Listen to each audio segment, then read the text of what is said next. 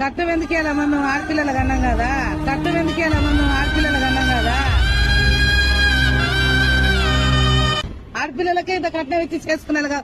కట్నం ఇవ్వాలి, వాళ్ళతో దెబ్బలు తినాలి, వాళ్ళతో తాన్లు తినాలి, బువ్వ లేకపోతే నీళ్ళు ఇవ్వకపోతే కొట్టుండే. అన్ని కష్టాలే బిడ్డ, అన్ని కష్టాలే బిడ్డ. ఓరోరి దేవుడో ఎన్నెన్ని సితారాలు సేతావు నీ రాతలో, నీ సేతి బొమ్మలాయి ఊక మరసంగా తిని ఏదో అమ్మగారి కాడ ఉండేది బెస్ట్.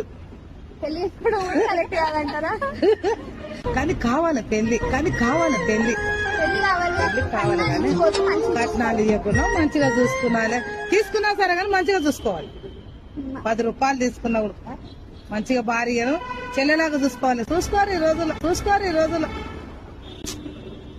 చూసుకోరు మమ్మీ.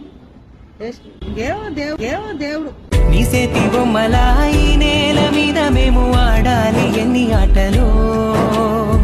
ఓరోరి దేవుడు అమ్మాయిని ఇస్తున్నాం కదా, అమ్మాయిని ఇస్తున్నాం. 10 నెలలు మోసి కానీ పెంచి పెద్దగా చేసి మళ్ళీ అమ్మాయిని ఇస్తున్నాము.